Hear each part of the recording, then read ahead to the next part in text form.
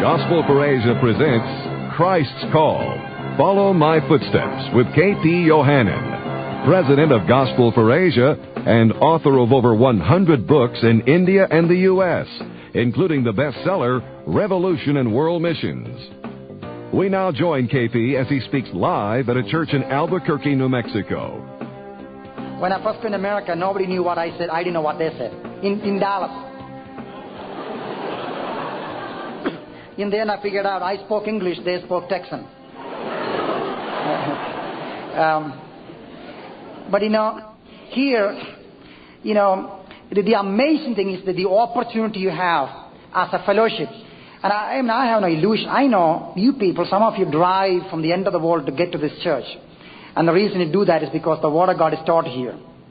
When you realize in America, we have one ordained minister for every 200 people. In northern Bihar, 22 million people without one missionary, one Christian. That many people that never heard the name Jesus. In Afghanistan, 17 million people, the entire nation, not one church in the entire nation of Afghanistan. Turkey, with some 44 million people, maybe less than 200 Christians in the entire country. India, where I come from, we have 1 billion people population. What is the population of America you have? 250 million, that's right. I mean, just imagine how many times big the nation of India is. And half of India, about 500 million people, still waits to hear the message of salvation for the first time. By the way, unless you listen to me today and think deep, this is going to be, if you're looking for some emotional high and some fantastic experience, forget it. It's not going to come. You got enough teaching. But I'm here to tell you that the call of Christ is not just to be informed, but do something about it. 1 year I traveled 200,000 air miles speaking to God's people in America. At the end of my trip, I decided I will never again travel and speak. Because I saw that Christianity is so filled with shallowness and plastic and lukewarm, it was just feed me, help me, take care of my religion. And information has become spirituality for more people. Just think about the number of Christian books you have. Think about the number of tapes you purchase. By the time I finish speaking, they will have cooked out 200 audio tapes that you will be getting. You pay for it, I don't know what you do with it. But, the amount of, just look at your church, just one little church here. It's not little, but it's big enough. But the bookstore, the tape, the program, the ladies' meeting, men's meeting, kids' meeting, all kind of, you are bombarded with information. You get enough spiritual information in 1 week that over in China and India, people don't get in 5 years. When I was in mainland China some time ago, the Chinese brother showed me photographs of baptism service taking place in the middle of the night in the icy waters. Because if they're caught publicly, they'll go to prison and be killed. And something more shocking they told me was that, Brother KP, we have thousands of churches all over mainland China, and those congregations are lucky if they have 2 Bibles to the name of the entire congregation. I said, repeat that, please. They would say the same thing. I said, what do you guys do? Oh, they said, we get a Bible, and we are so glad. We tear the pages, 10 pages to one family, 20 pages next family, 20 pages next family. They take it home, they copy it, they bring back, then swap it. Keep on circulating. And they hear the shortwave radio, Bible read through transfer radio broadcast, they copy the Bible. You realize 1.3 billion people in the entire nation, there's not one Christian bookstore. In Dallas, where we are, there are over 12 full-time Christian radio stations every day bombarding the gospel of all kinds. And here you got 7 or 8 of them. One you got plugged in your church here. But I'm telling you, do you realize that if you came to the church for 6 months, you are qualified to be a theologian, a Bible school teacher, overseas average Christian here. You know so much. How blessed we are. But let's not fool ourselves because you got people coming here, large numbers, you got nice building. Let's not fool ourselves. That don't mean we are impacting the world. Nearly 3 billion people live on planet Earth that never heard the name Jesus. Yesterday I went through a catalog of your pastor's teaching, and I was so glad to see in the entire catalog there are 2-3 messages he spoke about hell. That is a change. Average American congregation never hear a message on hell because we don't believe in it anymore. I tell you what, many years ago I went through a crisis in my life. The crisis was this: I wish I could believe there is no hell. You say, Brother KP, that sounds strange. Why is that? Because I was so getting desperate. If hell is real, I must do something more than what I was doing with my life. And I want to believe there is some other way to heaven than through Jesus. After all, hell is not real. But I tell you what, I went through the Bible, just like you read, and came to the conclusion, hell is real. There is a place, and hell is not for a vacation for 2 years, 10 years, like you put prisoners for murdering for 10 years, 20 years. No, sir. Hell is forever. And after 10 billion trillion years, those in hell will scream, saying, I want to die, I want to die. That's all. Not even for a drop of water. They just want to die. And the answer comes again and again and again. You shall never die, you will never die. That is the fate of multiplied billions on planet Earth. And you and I say, Jesus, I love you. And I tell you what, if we can believe what we say we believe with our lips, it will revolutionize our life. It will turn our lives upside down. When I was in Sri Lanka, just a while ago, in Colombo, a man told me, Brother KP, I tell you a story that you may want to remember. I said, I want to hear stories. How many of you heard about the tens of thousands die in Sri Lanka over the Tamil Elam, or the fight between Sinhalese and Tamil, two people groups, like you had in America a long time ago, the Civil War, North and South, that is going on, and blood is flowing on the streets. The Tamils, this particular ethnic people, they want freedom for their own, and they train guerrillas, freedom fighters. You know how they do that? They recruit people to strap bombs on them, human bombs, and they go and kill themselves while trying to get more rights for their cause. There's a lady sitting at that time in Colombo government prison, a 28-year-old young girl, a young woman. She was a medical doctor, trained in England, practicing as a doctor. Her parents were killed by the opposition party, the Sinhalese. She gave up her profession, her job, everything. She went to the jungles and learned to shoot and kill, and she carries around her neck, on the necklace, cyanide capsule. Thousands of these Tamil tigers, they call, killed themselves, suicide. That is a part of their life when they are caught by the soldiers. Before she could take the cyanide, she was captured and she was in prison. That is the time when I was there. And somebody went to visit her and talk to her. You know, knowing that she is going to be killed the next day, this is what that young doctor said. I am so glad that I am in prison. Even through my death, if our party, our cause can be furthered even one step, I am grateful for that. If that is the commitment for something that is so hopeless, what kind of commitment I have? When I went through this crisis of faith in my life, that is not a joke. And finally I said to myself, this is serious. And then with that, something else happened. I realized I ain't going to be here for a very long time. That's American talk. Now, so that you will not think this guy is telling stories, he didn't teach or preach, let's look at a Bible verse. Book of Psalms 103,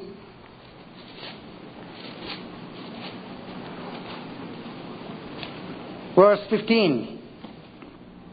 And as I read this thing, I want you to look at it closely and seriously. Psalm 103, verse 15.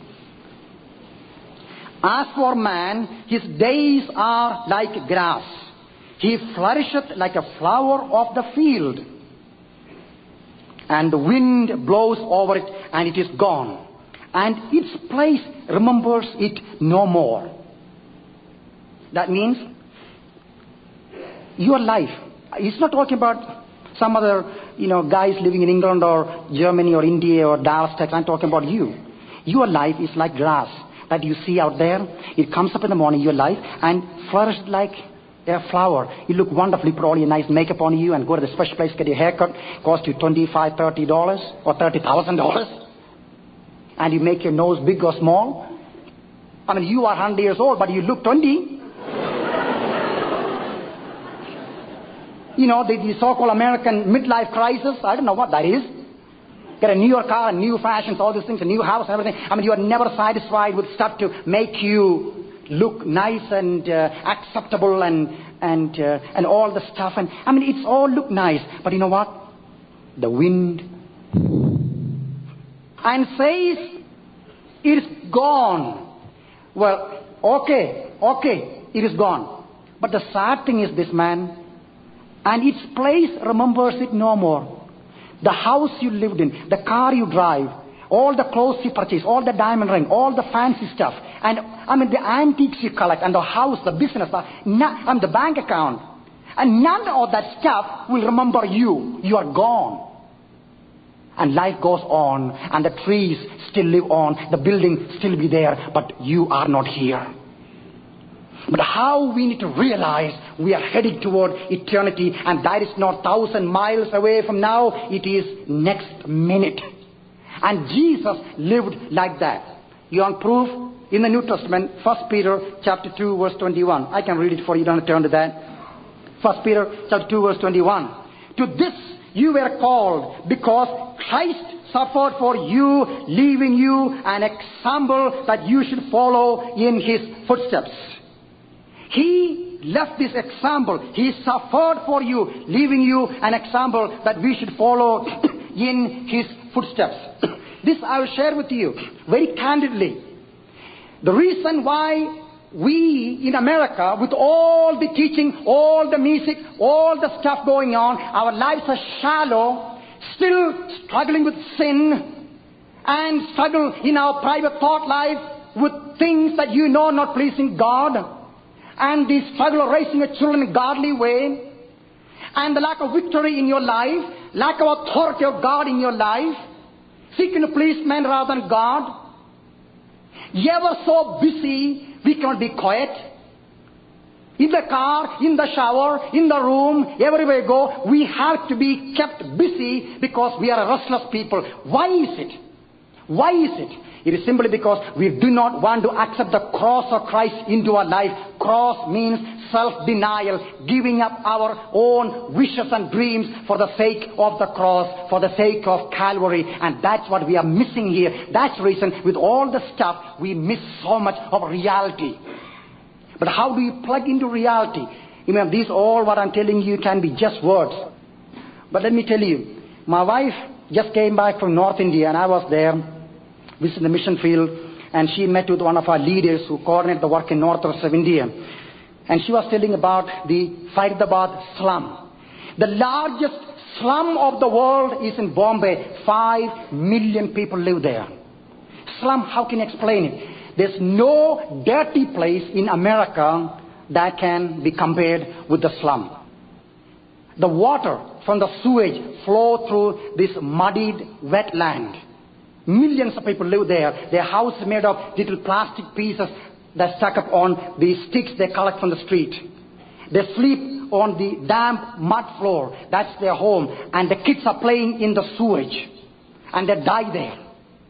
100,000 children on the streets of Bombay alone, not knowing who their parents are. And don't alienate that from you. I never forget, when I was coming back from Bombay, looking at the newspaper, on the front page, a black and white picture of a boy, about 4 or 5 years old boy, laying on the sidewalk, beside him a female dog, and you look close, the boy is drinking from this dog its milk. And the caption reads like this: this dog is his mother. And explain about the 100,000 children on the Bombay street not knowing who the parents are. I tell you what, I speak your language. I learned English.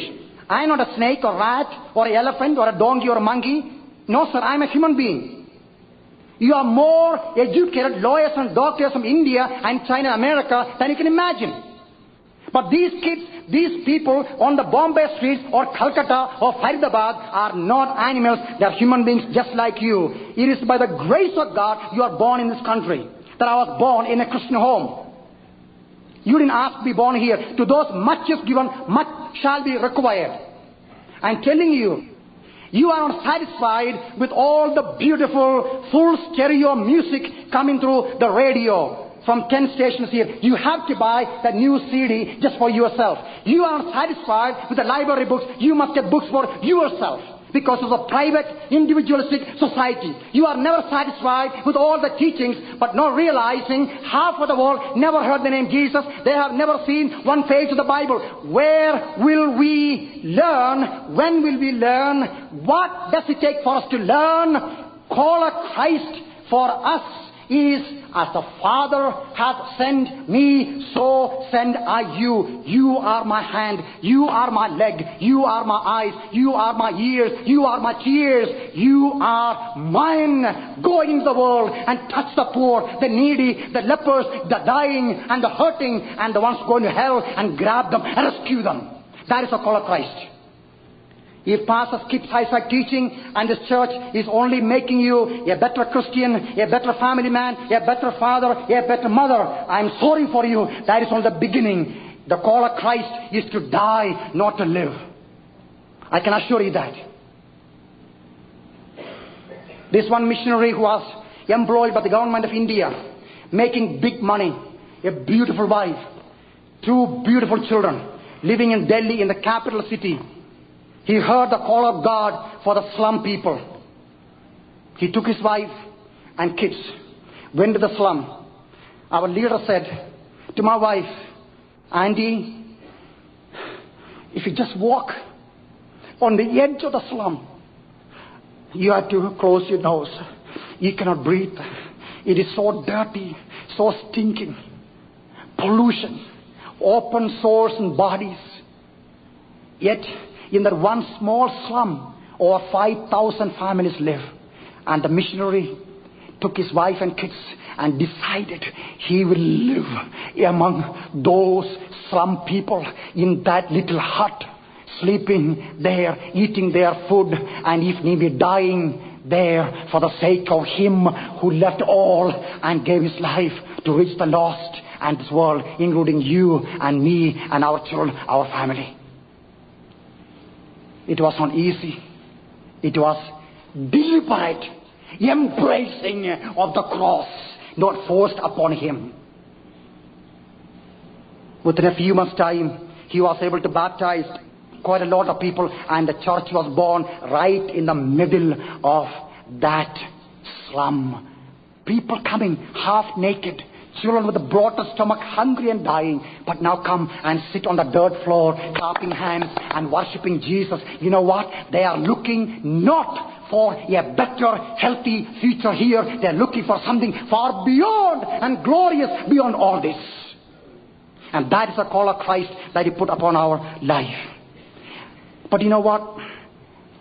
This is of a truth. My wife can tell you this, and Brother Skip can tell you this too. Having traveled quite a bit, lived in America quite a bit, it's not my choice to come to America. No, sir. I come here because I want to obey my Lord. The 2-3 weeks I spend here to travel, like to speak, then I jump back to China or India, some other place, and come back again to do the speaking. So this is one of those little holes I have to be here to speak to you. The reason I come here is this. Soon, very soon, listen to me, time shall no more be. You ain't going to be here, but you will face the Lord of glory face to face. A man called me from Houston, Texas some time ago and said, Brother KP, I read your book. And he started weeping. I thought I told him something terribly bad. Then he would catch himself, he'll keep talking. He said, Brother KP, I'm over 60 years old. And I'm just so broken-hearted. He said, I'm a believer. I know Jesus. But soon my life will be over here. And I stand before the throne. And I realize If only I could invest my life today. Millions of people from China, India, Bhutan, Burma, Mongolia, Afghanistan, Pakistan, Bangladesh, all these places, from every tribe, every kindred, from every nation, people that never heard the name Jesus will be there. And I just thought about that.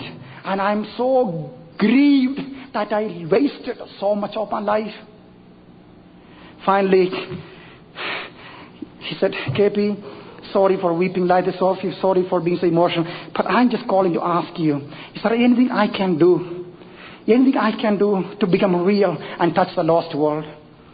I said, the first thing is, you must, by the grace of God, make a decision that, Lord, I want approval from you and no one else. So much of Christian work originates in the flesh and carnality. Lord, I only want your approval. I said, make the commitment to the Lord. Walk with Him with purity of heart and integrity and holiness and honesty. Even if you do nothing in the world, that is more important. Secondly, I said, if God is speaking to you, take your resources. If you cannot go to India or China, the best thing you can do, live a simple life and give your resources to reach the lost world. And he asked me more questions. Within a couple of weeks' time, he sent a check to our office for $235,000. That money was to go to buy the Life of Jesus film in 8 different languages for illiterate, the tribal, the poor, the suffering people in the slums and the unreached areas. Our missionaries took this and began to go and preach the gospel. A year went by. I told my people on the mission field, would you please do a study, because we have very serious accountability system kept up as to see what is happening on the mission field. I said, I want to know what is happening with that projector, with that film, and what God is doing with that project. They wrote a report back, and I was shocked. The report said every month, no less than 100,000 people come to the Lord Jesus Christ by watching the Life of Jesus. And I said to myself, man, this guy, what a privilege the Lord gave him in this side of life. He could have said, the Bible says you take care of a wife and children and you be a nice family man and nice guy. So I'm going to put my money in the CD, doody, whatever account and take care of me. That is our Indian stock. No, sir. No, sir. What I'm pleading with you, so that demons will not deceive you right now and take your thoughts somewhere else. I am not here after anything from you. A man from Florida called me up a few years ago and said, but KP, I want to send a check for the ministry. I said, what are you talking about? He said, $1 million. I said, can you repeat that? He said, 1 million. Being so curious, I said, where did you get the money from? Because I'm not supposed to ask the guy, of course it's private, huh? Because I know the guy. He lived in a frame house, drive an old pickup. And he said, but KP, nobody knows about this thing. It's inheritance we got through my wife. And we looked all over America to find a mission, preaching the gospel in the 1040 window or places where no one ever heard the name Jesus. And we came to the conclusion after 1 year of search that Gospel for Asia is the place to really invest this kind of money. I said, look, Chuck, if this is all the money you have, I cannot tell you send it. You give me 3 days to pray. I told our office staff to fast and pray. I was in Akron, Ohio to speak at a mission conference. And I was going up the elevator, and the Lord very clearly, as of I can hear now, clearly He said to me, are you listening? I said, yes, Lord. You need to call Chuck today. I said, yes. Tell him all he can take from him is the money you need for the project you are praying about. And we were praying for a project of a training center in India to train workers. It cost about less than $300,000. And I said, Lord, it's not fair.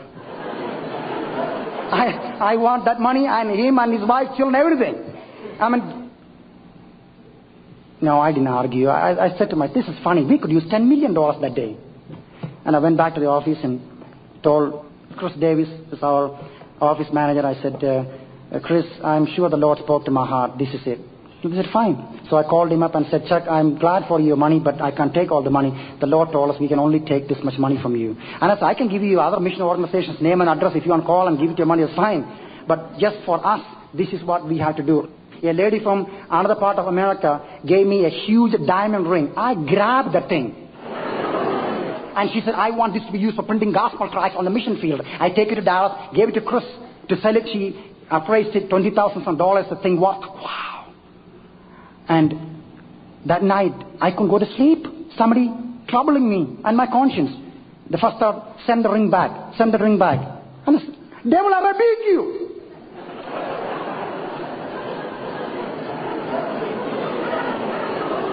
And the voice said, I ain't the devil. It's me, it's me. And I said, Lord, you mean that money can be used to reach millions of people, gospel tracts?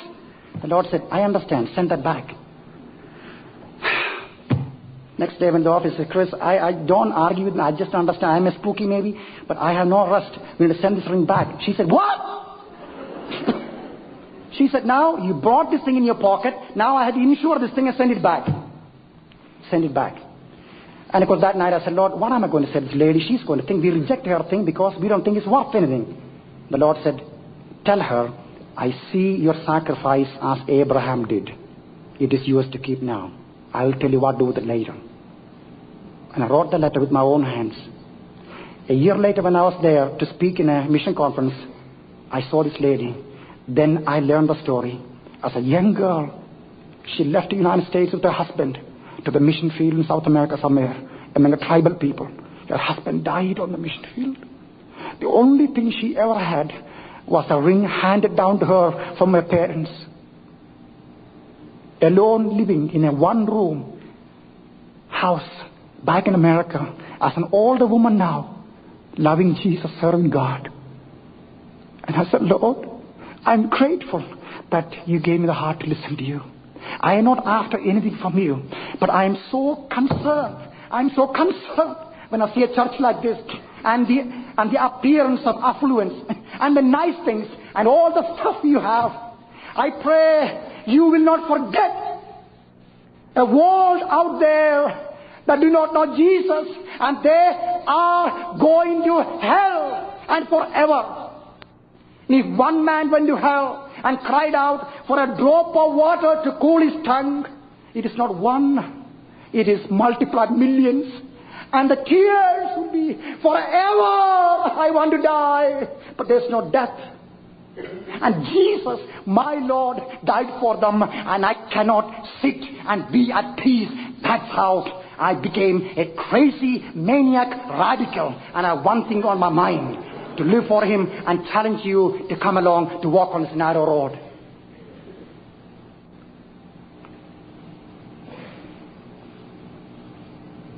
I got two children, my Danny and my Sarah, 20-year-old boy and 17-year-old girl. From the day they were born, my prayer was, Lord, please save them and call them to be your workers. When they finished the high school, they both took the flight and went out to the mission field, now serving God in India. My son is in a place where I was beaten up and stoned and persecuted numerous times. And I said, Lord, if he must be killed and martyred on the mission field, I'll be the first one to jump up and down, thank you for the privilege you gave us to give our life for you. American Christians, my brother, my sister, are you godly enough to keep the alarm clock, to wake you up, to weep over the lost world, to fast before the lost world and for God? I know those are strong words. Unless you are sensitive to the Lord, you can easily misunderstand. I am here to put you on a guilt trip or condemnation trip. We have a problem in America, in our church. We misunderstand obedience for legalism and bondage. I'm telling you, a day is soon coming. You will regret and repent. Too late it will be over the wasted life we spend for ourselves here. A world out there that do not know Jesus. And our priority number one must be, Lord, I love you. As a result of that, I give all to touch the lost world. And where is the lost world? The 1040 window.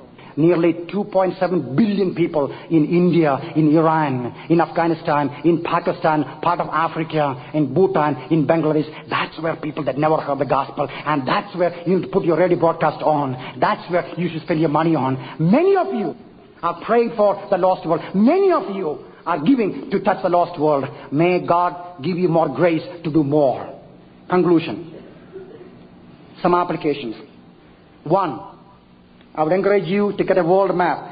People ask me all over the country, KP, where do you buy this map? Oh, we just got one done. This is the first church, first meeting that we are offering it.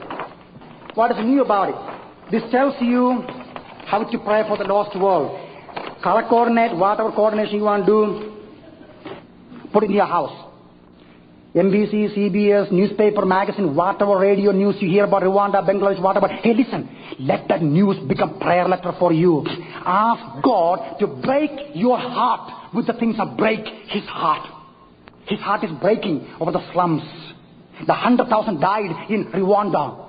And the blood-flowing situation, the cruelty in Sri Lanka or in Afghanistan or in Bangladesh, that's where His heart is. And you look at the world with you and your children. And if you came to a house in Dallas, you take a shower in our shower, the shower curtain is made of world map. When you take a shower, you can from Burma or Mongolia or Afghanistan. Hey, listen! Be a radical, all-out crazy individual for Jesus. You can be. Don't try to keep up with the Jones next door. That Jones is not going to make anywhere. Yes. And so I would plead with you, get a world map. By the way, this map, I don't know, shops sell them for $15, $20, whatever dollars. We are trying to give all the materials for whatever we can give it. It's about $5 a piece. You can buy your own map and put it in your house. Your children, your husband, wife, you look at the wall and say, Lord, I pray for Afghanistan, Bihar, or Pakistan, whatever. So become a world Christian, not worldly Christian. Second, live simple. That means, there was a time, and I say this not out of great pride or joy. I'm broken over this thing when I think about it. There was a time I was living by the lake, 10 acres of property, 3,200 square feet house, A-grade lumber I bought from Arkansas just to build a house, best, most expensive carpet, the most expensive items you can buy in America. Money was sent through my father-in-law and all that in Germany so I can buy all this stuff. And clothes for Neiman Marcus. I mean, that's no fun. And I lived like that for 2 years of my life. But finally, when Jesus said to me, son, how can you live like this with the dry eyes and a stone of heart when the world is going to hell? He didn't condemn me. He didn't beat me upon my head. It was His love. And I said, Lord, stamp eternity on my eyes. My life immediately began to change. Not that selling my property and my house, my cars, my clothes made me any spiritual. Nonsense. If poverty and having no money means you are spiritual, Bangladesh, Africa, India, more spiritual people. I have friends who are millionaires who are living for God and giving all to serve and reach the lost world. It is not, we give here out of abundance. In India, in Burma, in Pakistan, other places, they give. The little rice they have to cook for their children, 1 meal a day, that's all they may have. They take out one handful of rice and put it aside for mission work. They give out of nothing and sacrifice. Hey, live simple. You don't need another diamond ring, a new car, new house. Hey, listen, how much you need? Trim down your life. Simplify your life. Let no one dictate you what you should do. Let Jesus tell you and you follow His instruction. If I were to tell you how to do it, I recommend you to read this book, Road to Reality, Coming Home to Jesus, Unreal World. And I wrote this book as a result of that long journey 1 year.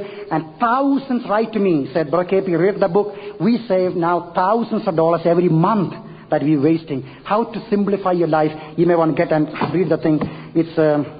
It's not free. If you don't have any money, you can take one free also. It's about $6. But third, take 1 day of the week to fast and pray. Some of you need to lose half a pound, add 1 more day.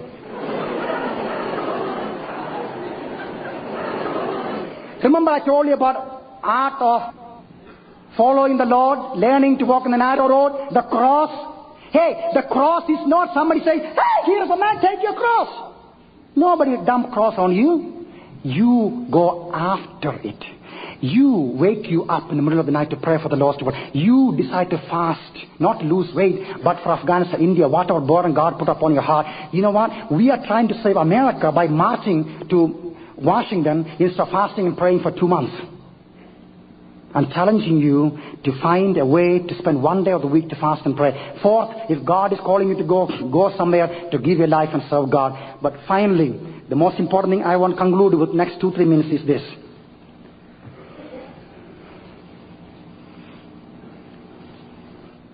Most of you will never make it to India, Afghanistan, Bhutan, Burma, and other places.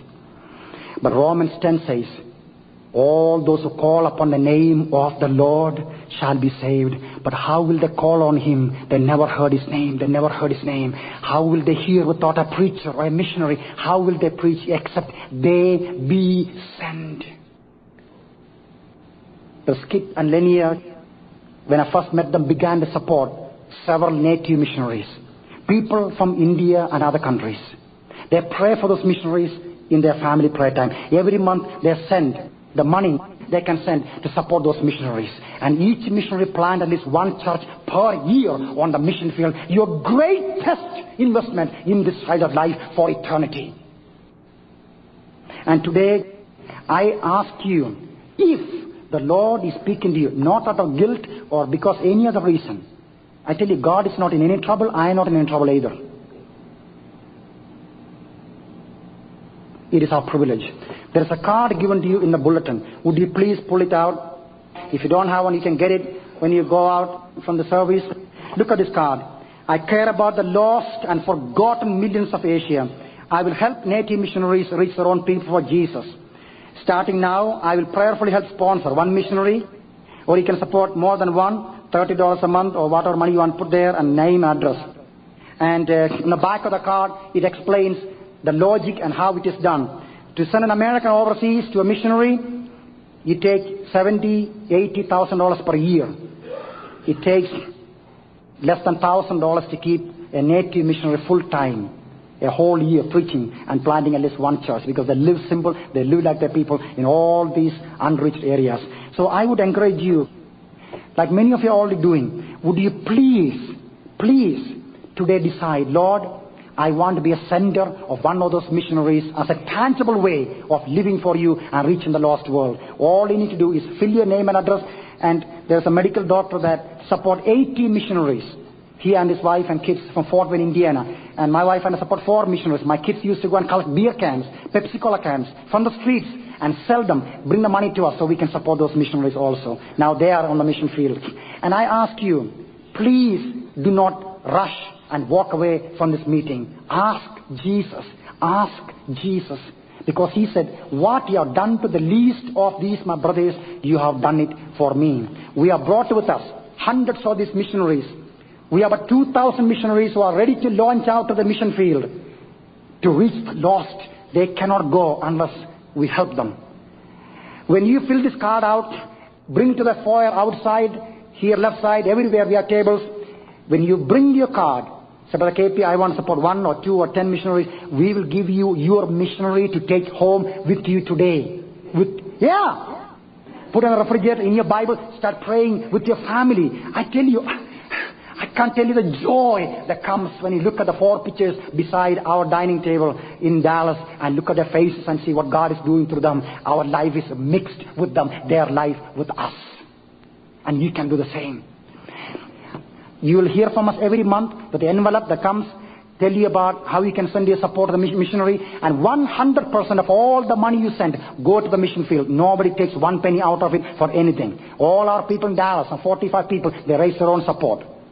We don't take anything out of this. And you can be sure that go to the mission field.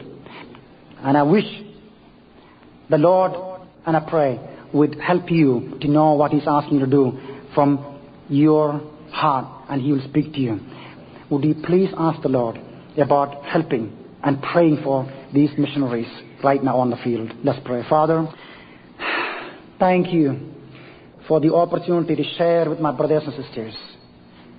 My feeble words, oh Lord, take what is of you and change us. Jesus, would you please remember your servants, their wives and children on the field, some of them going hungry, the suffering they go through.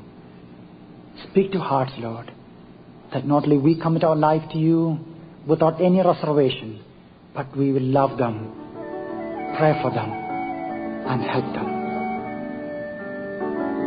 Jesus, we love you so much. We love you. Amen. There's one thing always on my mind. To tell of Jesus' love for the very first time. To those who've never heard strange words and distance and my color of skin make it hard for me to go to them. The thousands of voices have been stirred. They are there and they know the right words, and I hear them say, here am I, send me, send me, send me. I will lay my life down if you'll send me. Here am I, send me, send me, send me. Satan has millions bound, won't you send me, send me.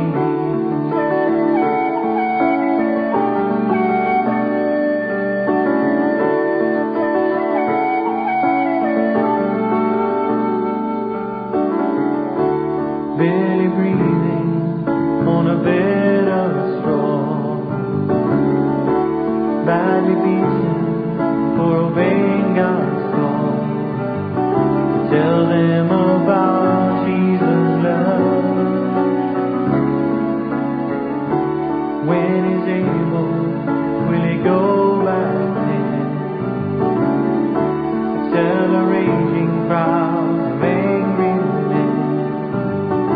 This time He may not return.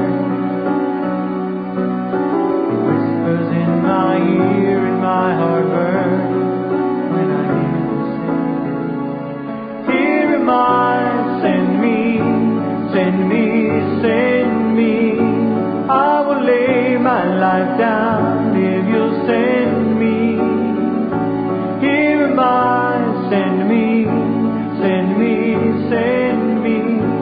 Satan has millions bound, won't you send me, send me.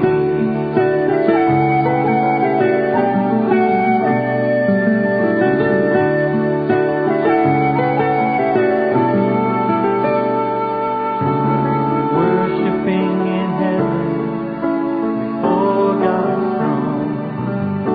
From every tribe and nation, God has called His own. We heard and received Jesus' love. How many millions might have never heard if no one went to them with God's holy word? How can they go unless they're sent? Pray that we will not remain content now that we've heard the say, here am I, send me, send me, send me. I will lay my life down if you'll send me.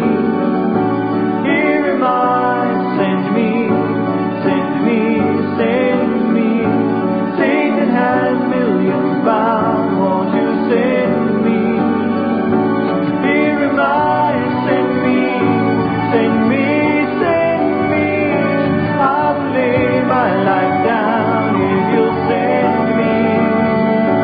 Here am I, send me, send me, send me. Jesus can set them free, won't you send me, send me.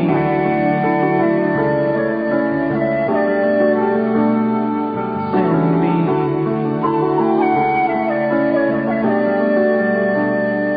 Send me. If you would like more information or would like to order any of the books or videos produced by GFA, please call in the U.S. 1-800-WIN-ASIA Or in Canada, call 1-888-WIN-ASIA. Or you can visit our website at www.gfa.org.